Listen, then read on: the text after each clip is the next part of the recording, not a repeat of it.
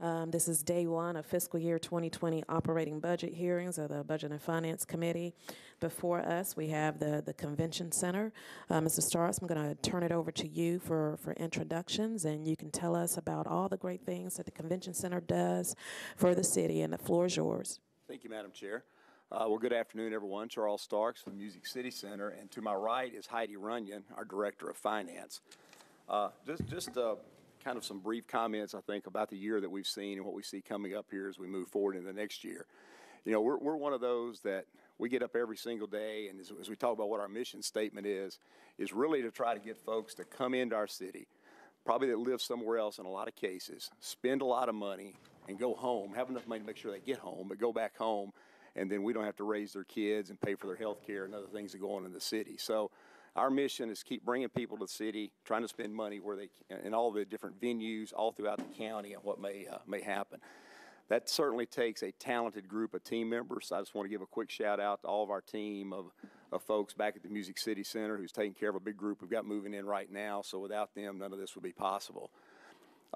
In next week after next, we will experience our 6th birthday. Kind of hard to believe that we will have been open 6 years in about just a little over 10 days from now. And so what's occurred during that during that 6 years is we've hosted a little over 1,700 events with about 3.3 million unique attendees, but generated over $2 billion in direct economic impact back into the city and county and surrounding region.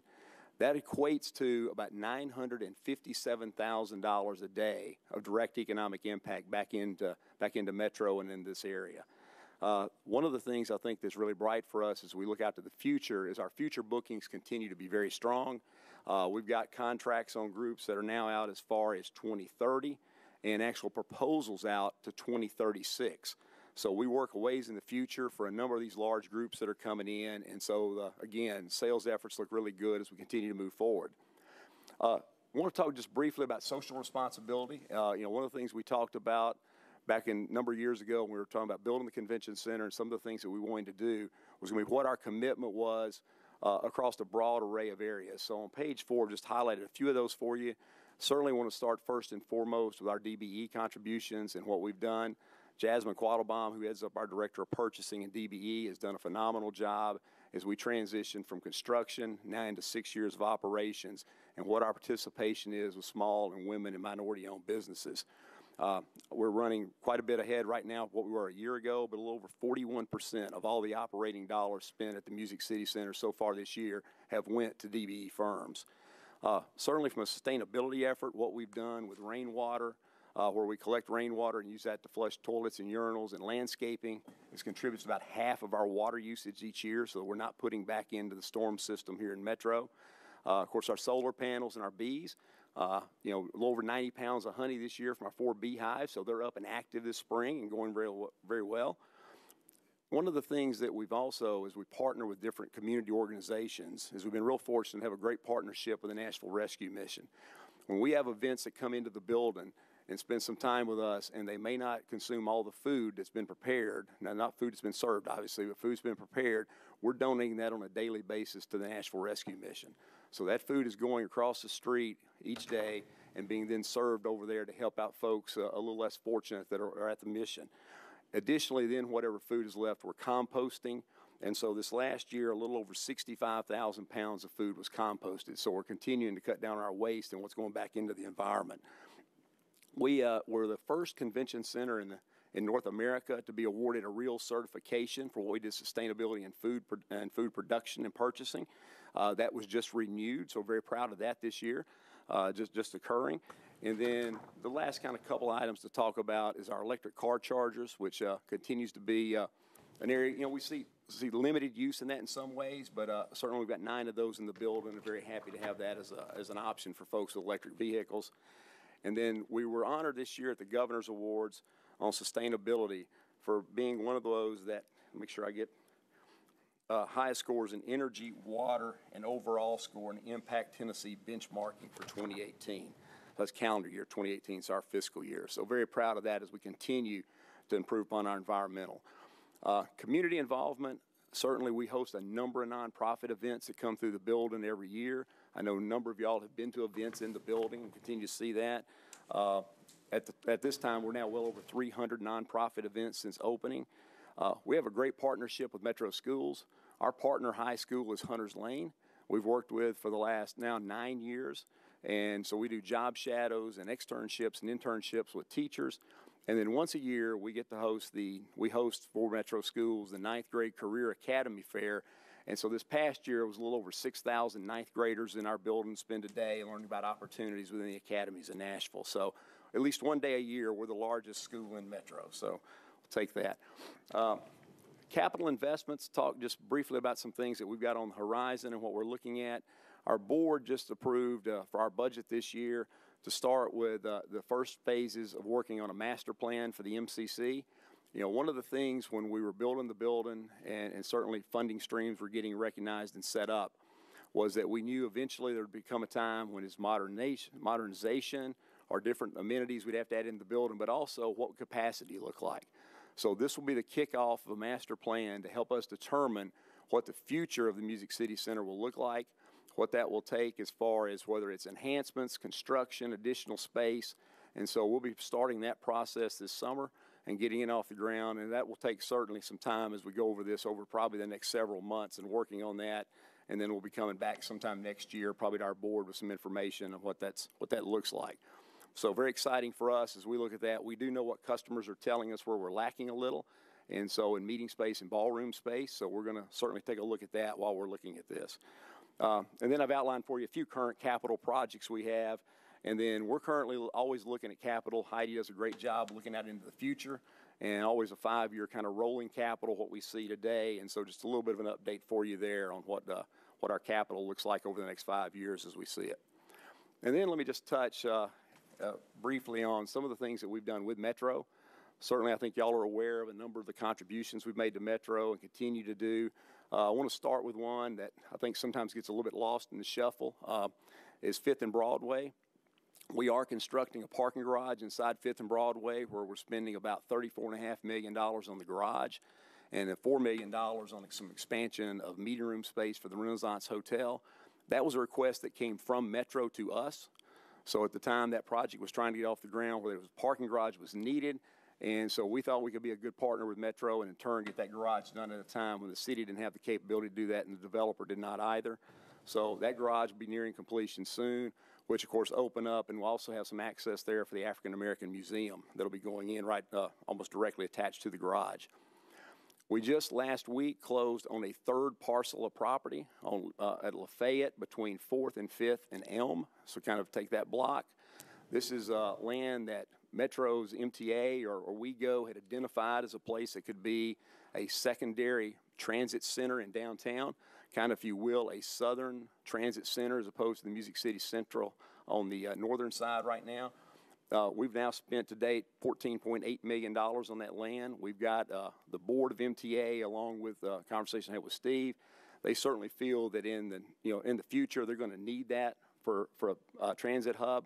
So fortunately, we were able to partner there and help them and go ahead and secure this land because they cannot do that until they have funding in place. But we do have a short-term need for that we'll use it for marshaling yards and also for parking, for some overflow parking for the Music City Center. So again, just closed on the last parcel last week, so we'll be moving forward on that very shortly. And then the last thing to talk about is we did for fiscal year 20, as we did in fiscal year 19, it made a commitment to help Metro with a $10 million contribution. So that by the end of fiscal year 20 will be $20 million that we have sent back to Metro for use on a number of different things that ultimately this council gets to decide how that money's spent along with the finance director. And then our last couple of slides, just as we do each year, kind of give you where we see operational revenues for the coming year. We will always continue. Our 3 big buckets will never really change. It's going to be food and beverage, parking, and building rental. So that looks pretty standard what we would expect to see for almost basically forever. Operational expense, labor is certainly a huge number. We're in the labor business. We're in the hospitality business, so we have lots of folks working. About 1,000 employees a day on average at the Music City Center between what we employ, contractors that we use, and certainly a lot of work with IATSE Local 46 and the Stagehands Union for the work that they do for shows moving in and out. So we'll always see a big expense there for labor and contract labor, certainly repairs, and then utilities kind of round that out. And then lastly, what our projections are for fiscal 20 as we look out and try to have our crystal ball on what we see in projections on all revenue streams coming in. We do certainly anticipate that fiscal year 20 will be another year where the building actually operates as a profit, which is kind of unheard of in the convention center business. So we do forecast that for fiscal year 20. And I think with that, Madam Chair, I'd be happy to certainly take any questions we have. Thank you. Thank you so much. Councilman Cooper. Thank you, Madam Chair, and thank you, Charles, and everybody. What an outstanding year, and congratulations on the building earning a profit. And I'm so awed by the numbers that you have. And just to confirm my understanding from last year, your tax collections, the TDZ, tourism taxes, et cetera, will be about $136 million, that inclusive of the money going to the MOU?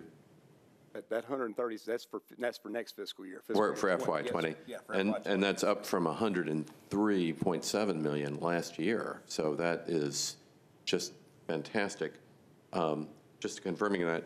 And then that's this really remarkable increase to $46 million from the TDZ from just $25 million last year. I'm reading that correctly? Okay, well, fantastic. And so the MOU of $10 million, which you all have graciously agreed to, that was $10 million last year, and then now you have re-upped that commitment for $10 million of this year. Fiscal 20, yes, sir. And is the MOU, I guess I'm not seeing the specifics of it, that's not reimbursing for specific categories, that's just general Metro help? That's certainly up to the finance director and kind of the council, John, how that's used. But you haven't been presented a sort of a police overtime bill or no, something specifically that you are doing. So it's the finance director's discretion for general revenue that the $10 million goes to. Yes.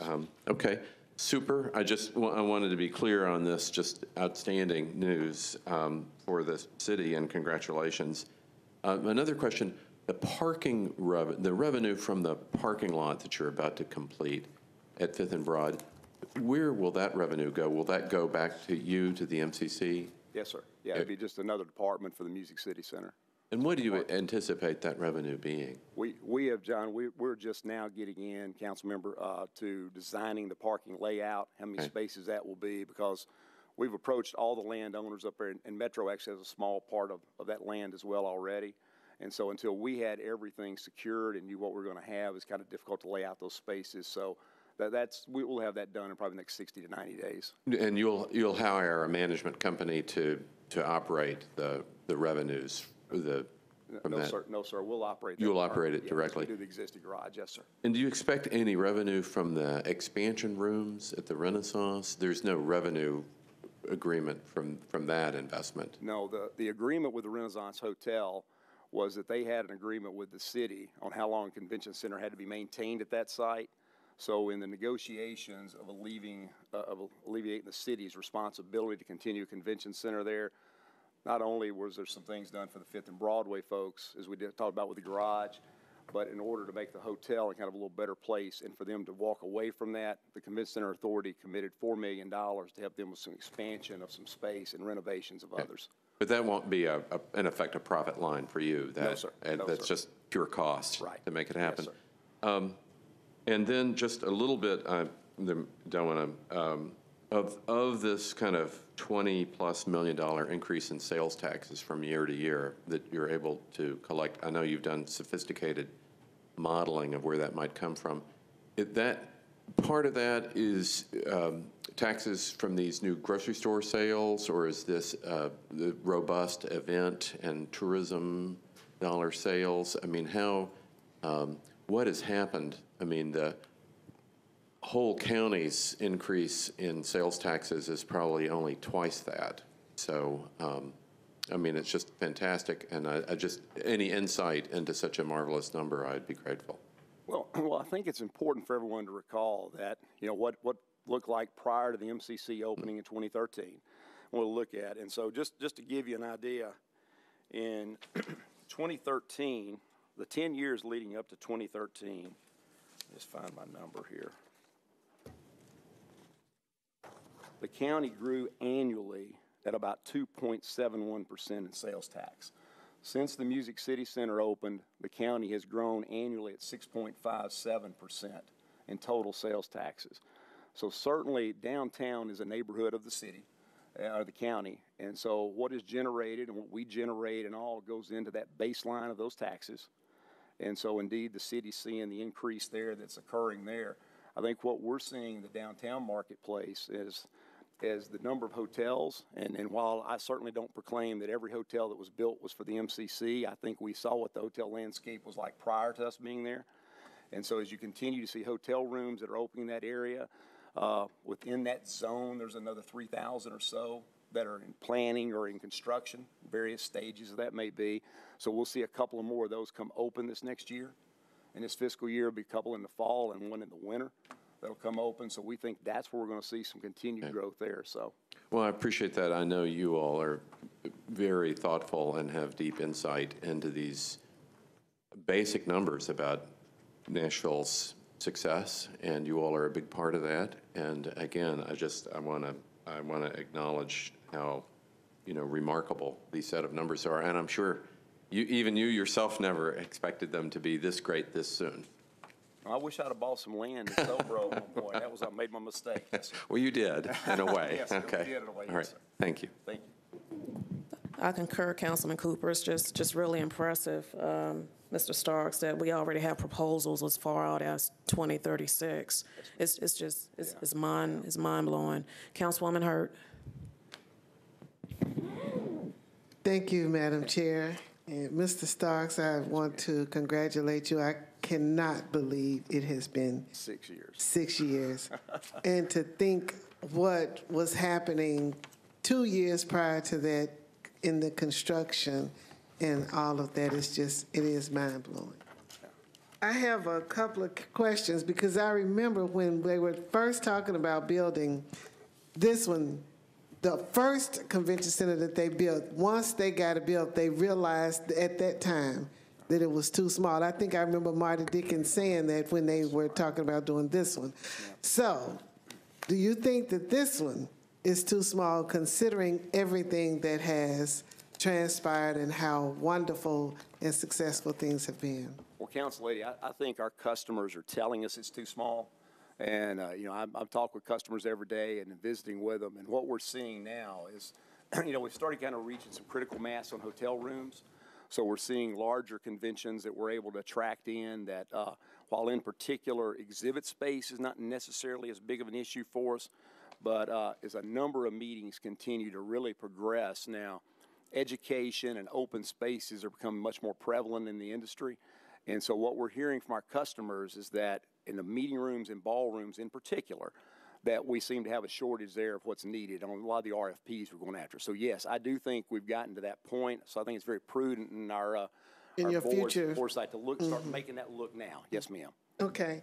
Now, I probably should know this, but this Omni Hotel, the $12 million, what's that about? Yeah, the agreement we had to make with the Omni at the time when the building was approved and we started moving forward with it, it was a very difficult and very different landscape for hotels at that time. Right. As you recall, talking about the economy and all that started this.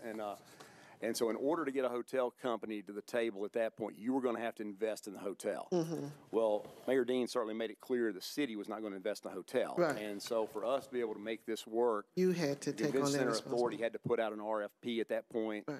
And we narrowed down to a couple of hotel companies, but ultimately Omni was the one. And so we have in turn for that, we get a 20-year room block agreement with them, but we also have 20 years of payments going to them. The payments actually ramp up a little bit in a few years where they are now. But that's the full of that agreement to get that hotel there at the time. Okay, and this is my last question. Yes, ma'am.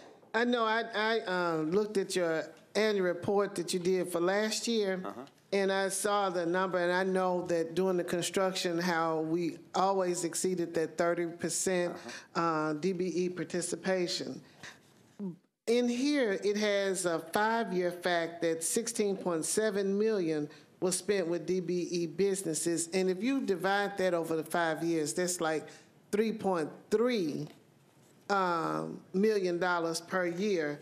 And I guess considering that your impact is $347 million, it seems to me, the numbers are not jiving. It seems to me, I know the participation is there, but is there real true equity in the amount of dollars that are being spent with DBEs?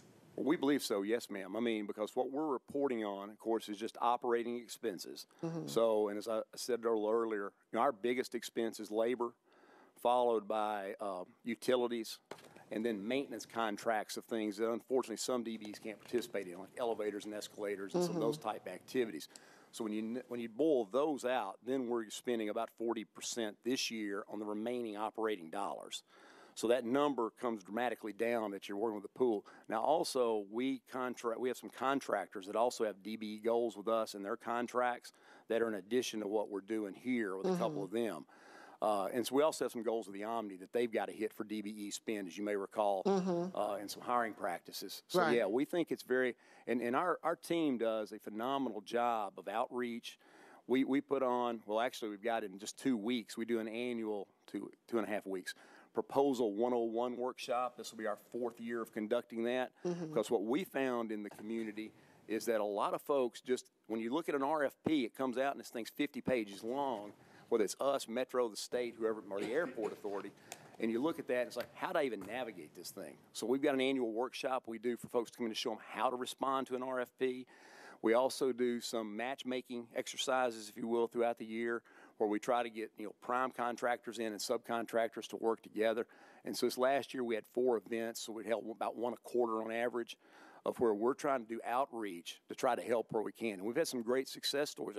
We've got a contractor working on the airport right now that came to us first for a proposal meeting, and we don't buy what his product was, but in turn got him to where he get qualified at the airport. So we're trying to certainly help community-wide. That's good. Well, you can add this one. I got a call a couple of weeks ago, and this guy had left a message for me. I didn't get to talk to him, but he said that we had helped him get a job with the convention center 4 years or 6 years ago, whenever we started. Right, yes, ma'am. And he wanted to let me know that he was still there and just wanted to thank me again for what it done. So I just wanted to let you know that the success stories are still going. Well, and I know everyone knows Council Lady Hurt, but you were right there with us every step, pushing us when we need to be pushed and working with us. And so we appreciate all you did to help us.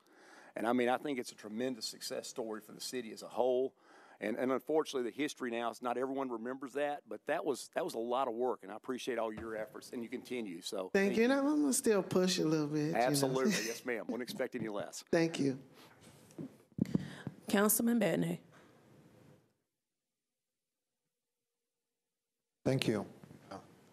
And it is nice to see a success story like this, mostly when people are preaching doom and gloom. So it's, Yes, I guess from time to time we do something right. So I wanted to ask you about, I asked this question to anybody in hospitality because one of the hardest hit, toughest jobs is for people that work on hospitality.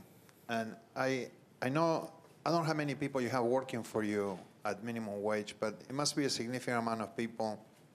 And so the question I was going to ask is, are there any plans or ideas for you guys to work on helping develop or create some affordable housing for some of the people that work at your facility?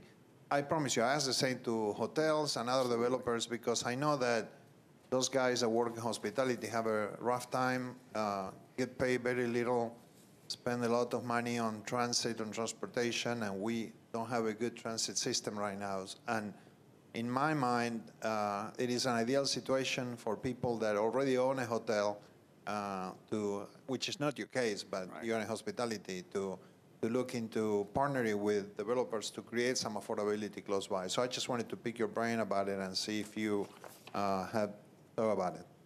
Well, thank you, Councilman. Yes, certainly have. And I think it's all of our jobs in hospitality to help work on both workforce development as a whole, what we're doing to help all people in Davidson County in the area try to get a job and get good paying jobs. But certainly from a housing standpoint, that is something, and I can tell you that the Greater Nashville Hospitality Association is working on that. We are involved in a committee with that, as is the CVC, and trying to work on ways, whether it be through MDHA or through developers that are coming in. I just had a Urban Land Institute, was just in the convention center last month, so 4 weeks ago maybe, and got a chance to pick the brain of one of the folks from San Diego that's doing some stuff out there with hotel developers that are, because most of these developers are developing projects other than just hotels. There's certainly some that are just hotels. But some of the things that they've been trying to work on in San Diego to try to get developers coming in to look for, okay, if you're going to build a 1,000-room hotel, where are the folks that are going to work here going to live? And so had some nice conversation, dialogue there that I think we'll bring back and continue to work for how we can help in that realm.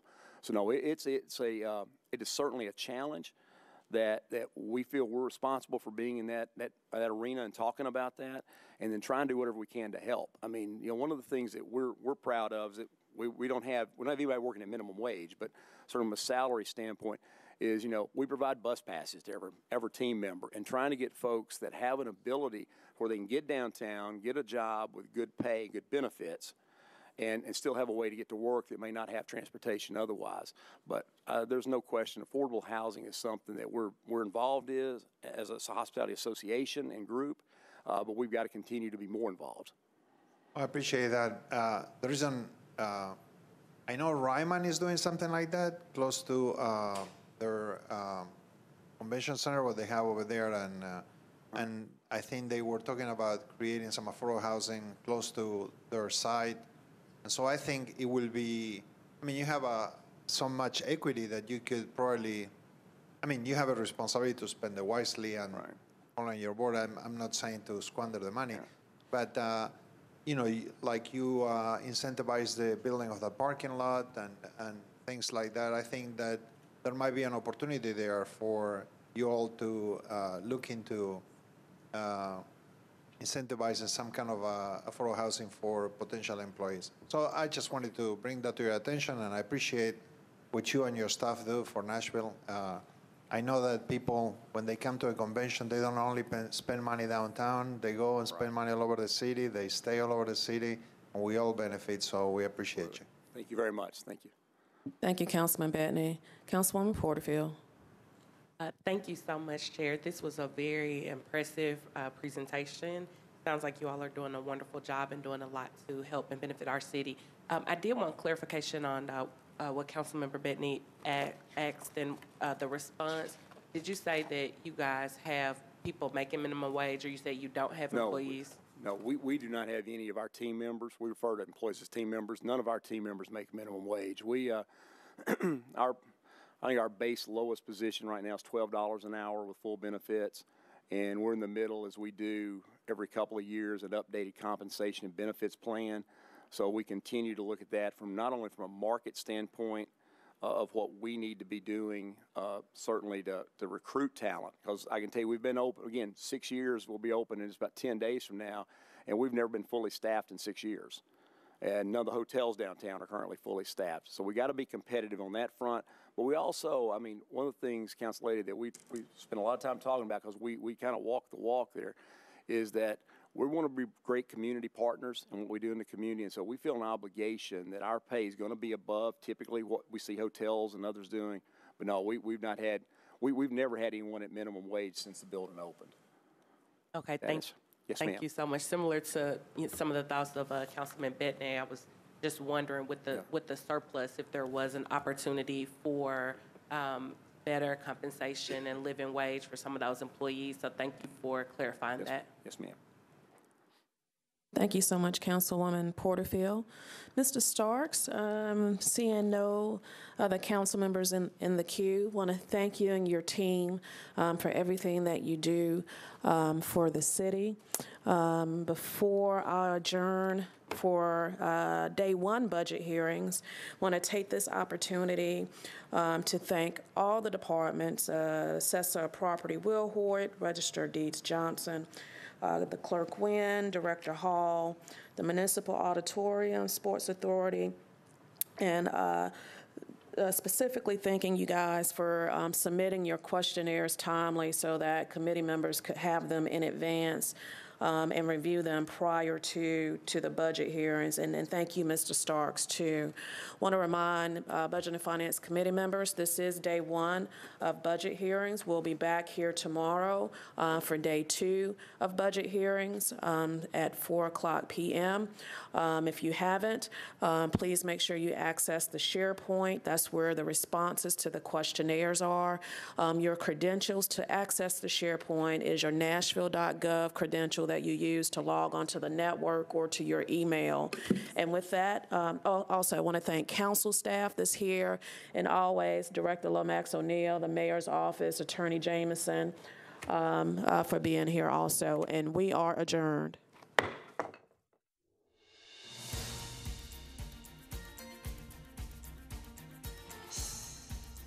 This has been a service of the Metro Nashville Network. If you would like to see this presentation again, or for more information about this and other programs, visit nashville.org.